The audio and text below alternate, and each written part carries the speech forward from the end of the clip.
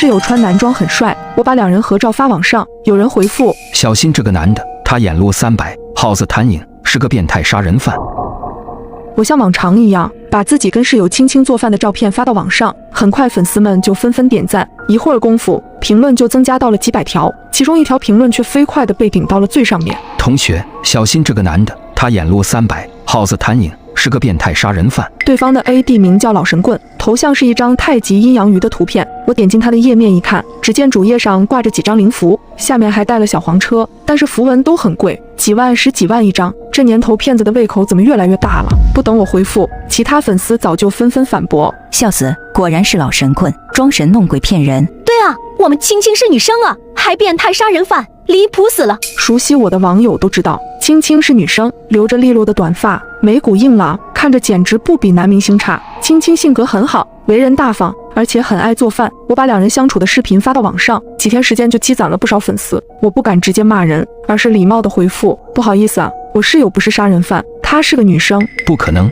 男人藏精于骨，你看他眉骨分明，这是前命，肯定是个男人。小姑娘，你相信我，我看了几十年面相了，不会搞错的。这人头尖额窄，眼落300，性格非常暴躁，是穷凶极恶之辈。这么精彩的内容还得配合我的新手机观看。旧的 Mate 50 Pro 我放转转上回收了1700多，像我换下来的旧手机、笔记本、相机啥的都会约转转工程师免费上门估个价，价格满意现场打钱，特别靠谱。总之听我的，二手回收认准转转 APP 就对了。老神棍发了一大串留言，我看得很生气，你胡说八道什么？青青脾气很好的，我们楼上的邻居老是半夜3更发出很大的噪音，青青都没跟他吵过架。我楼上住着个当主播的漂亮女生，半夜3更经常在房里拖动椅子，穿着高跟鞋走来走去，弄出很大的动静。我上去说了几次，那女生却连门都不肯开，还是青青劝我说她虽然吵，但每天晚上也就折腾半小时左右，大家都是邻居，忍一忍算了。这么好的脾气，怎么可能是杀人犯啊？我不想跟网友吵，直接把这条评论删除了。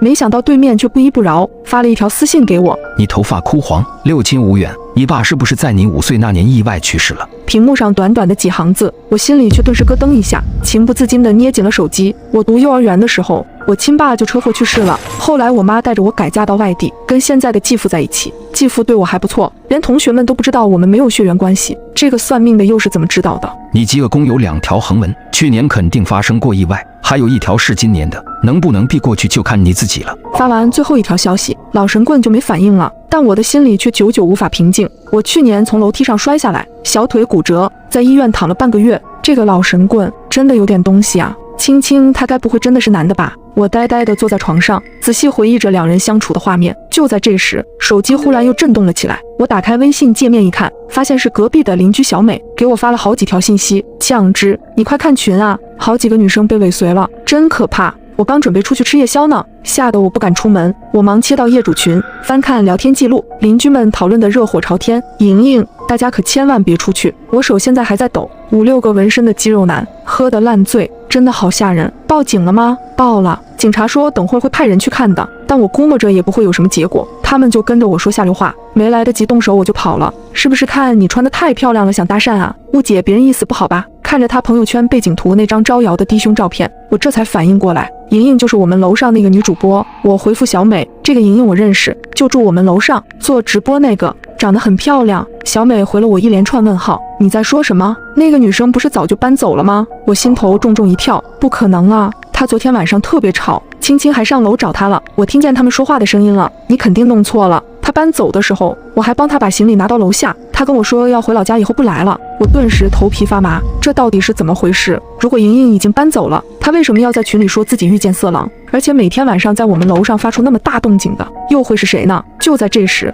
屋外忽然传来防盗门被打开的声音，酱汁，我带夜宵回来了，你睡了吗？轻轻的声音从房间门口传来，我吓了一跳，慌乱的想要藏起来。酱汁，你这么早睡着了？我立刻抓过被子蒙住头，嘎吱，门把手旋转，卧室的房门被打开。今天睡这么早啊？一只手探过来，把被子从我头顶往下掀。我闭着眼睛一动不敢动。我虽然闭着眼睛，也能感觉到他的视线在我身上扫来扫去，带着一股不怀好意的阴森感。真睡着了？轻轻伸手摸我的脸， 2根手指顺着脸颊一路往下，冰冷粗糙的触感激起一阵战栗，我几乎要控制不住身体的颤抖了。就在这时，楼上忽然发出咚的一声巨响，像是椅子倒地的声音。轻轻的手一顿，过一会儿，好像有人拖着椅子走来走去，响声更大了。真烦人！青青不耐烦地朝头顶喊：“你有完没完？能不能安静点？”他喊得太响，我不能再装睡了。我犹豫片刻，睁开眼睛，做出一副迷迷糊糊的样子。青青，你回来了，怎么了？没事，楼上又开始了，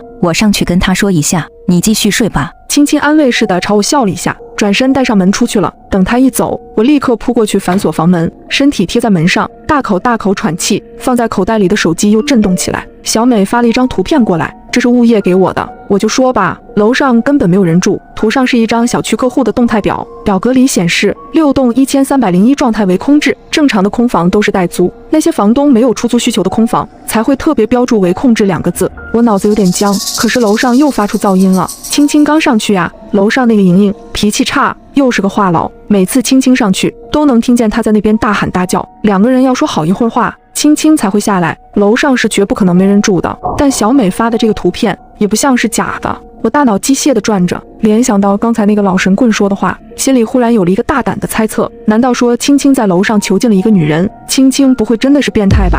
我被自己的念头吓到，想找小美把情况说清楚，然后去她房里躲着再报警。可一翻到我们2人的聊天界面，才发现小美又发了一连串信息：你怎么老不信我？我骗你有什么好处？楼上根本不可能有人啊！青青上去也没用，8成一个人在走廊里傻站着呢。你等着，我去给你拍个照片。我握紧手机，倒吸一口冷气，完蛋了！小美做事情怎么这么莽撞啊？这要是去楼上，正好撞到青青，我不敢再想下去，立刻冲到客厅。我跑到走廊上的时候，看见电梯门正缓缓合上，小美穿着个粉色的摇粒绒睡衣，开心地朝我挥手。我扑过去按下电梯键。小美，你听我说。哎呀，你来的正好，走，我带你上去看看。小美不由分说，一把拉住我的手，把我往电梯里拽。我大惊：你放手，我不去。你听我说，青青是个杀人犯，他在楼上囚禁了一个女人，我们得快点报警。酱汁，你在胡说什么？你忘记了，青青那个朋友就是警察，不是来你家好几次了，警察能跟杀人犯当朋友？我一愣，这才想起来，青青确实有个当警察的朋友，叫李俊杰，长得人高马大的。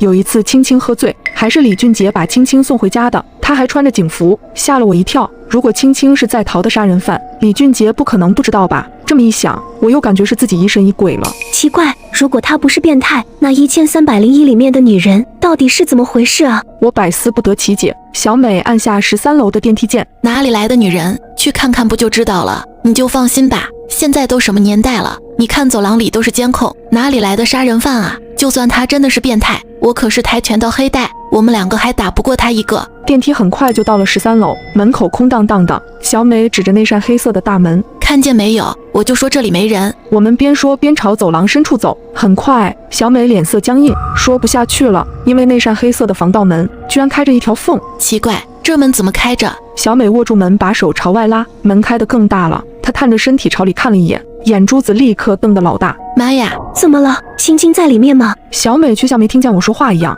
眼睛直勾勾地盯着里面，然后走进了屋里。我不敢一个人留在走廊上，只能硬着头皮跟进去。怎么没人？青青呢？小美不可置信地朝周围看了一圈，这屋子居然真的有人住啊，好奇怪啊！那物业怎么显示是空置呢？我们2人面面相觑，视线转向一旁的2间卧室。卧室房门紧闭，可靠近客厅的那间却时不时传出高跟鞋敲击地面的脚步声。小美走到卧室门口，往下旋转门把手，我朝她拼命使眼色，别管人家的闲事了，我们走吧。小美却直接打开了房门，我只感觉眼前一花，一道黑影冲出来，猛地把小美扑在地上。小美尖叫一声，拼命挣扎起来。那是一条模样古怪的大狗，狗的嘴巴戴着一个特殊的铁质嘴套，2旁密封，中间留了个洞，那洞估计是喂流食用的。那条狗看着恨极了小美，拼命地撕咬她的脸，只可惜戴着嘴套，根本伤不到小美。小美用力推开大狗，慌乱地坐起身。我靠，这是什么东西啊？大狗又往前扑，高跟鞋踩在地面上，发出清晰的脆响声。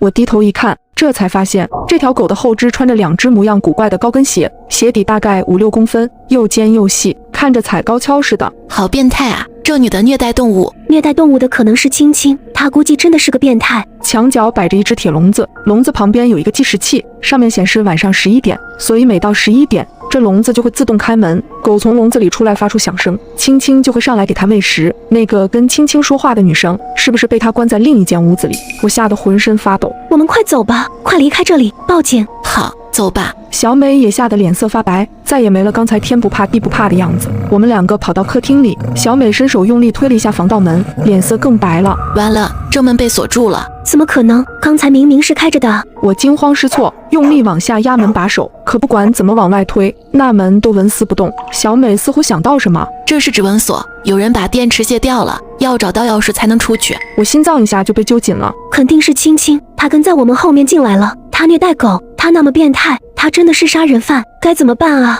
别怕，她到现在都不敢动手，说明她一对二也没有把握。小美冷静下来，掏出手机拨打了报警电话。110码，马吉公寓6栋1301，这里有杀人犯，你们快过来。挂断电话，我和小美紧紧靠在一起，后背贴着防盗门，惊恐地朝卧室的方向看，生怕下一秒青青就拿着刀从房里冲出来。小美壮着胆子，大声朝屋里喊了几句：“青青，警察10分钟以后就到，我劝你别冲动，伤了我们，你也逃不掉的。”房里静悄悄的，没有人回应，我感觉很不对劲。如果青青真的是杀人犯，她怎么会眼睁睁地看着我们报警，不出来阻止呢？她到底想干嘛？小美显然也想到了这个问题。酱汁，我怎么感觉青青不在房里啊？你说会不会她看见我们发现她的秘密就逃跑了，故意把电池卸了，把我们锁房里，这样等警察到，破门进来最起码也得20几分钟啊。她是在给自己争取逃跑的时间。我脑子乱糟糟的，根本没法思考。第一反应是觉得小美说的有道理，可又总感觉哪里不对劲。两人贴着门背后站了5、6分钟，小美待不住了。青青肯定不在这里，再等下去警察都要到了，别怕。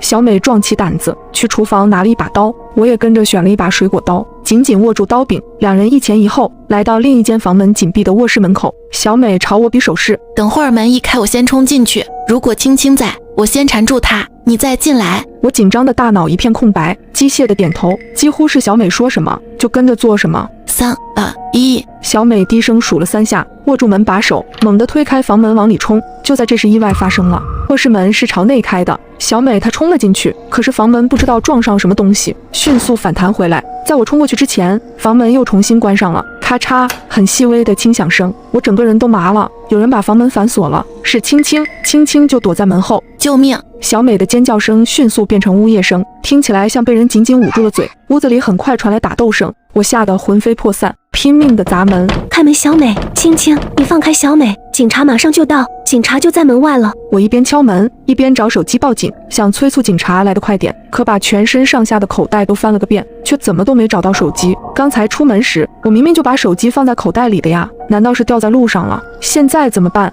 小美被困在里面，青青杀了她之后，下一个就是我。我使尽浑身力气用力撞门，1下、2下，撞到第3下的时候，房门忽然从里面打开了，我没收住力道，一下子往前冲去，撞在一个人身上，手里的匕首掉落在地，我尖叫一声，闭着眼睛发疯一样挥舞着手脚。是我，酱汁，是我啊！小美虚弱的嗓音传来，我睁开眼睛，这才发现站在我面前的人是小美，她头发凌乱，双眼发直，衣服上还沾满了血迹。小美，青青呢？小美伸出手指，惊恐地指着墙角的方向。我杀了他，我杀人了。衣柜旁边躺着一个人，他穿着米色卫衣牛仔裤。我脑子里紧绷的弦瞬间松懈下来。没关系，你没杀人，你是正当防卫，我们是正当防卫。我小声安慰她。小美把头埋在我胸口，双手紧紧搂住我的腰，剧烈的喘息。她看起来被吓坏了，喘着粗气，头一直在我胸口拱来拱去。没事的，小美，警察很快就到了。警察，我说不下去了，瞳孔骤缩，死死盯着床铺底下的那样东西，仿佛一只有力的手勒住我的咽喉。极度的惊恐让我开始浑身颤抖。那是一部手机，是熟悉的鲜亮外壳，这是我自己的手机。所以小美为什么要拿走我的手机？难道说小美根本没有报警，是她给我发的物业表格图，也是她非要拉着我上楼？难道真正的凶手是她，虐待动物的也是她？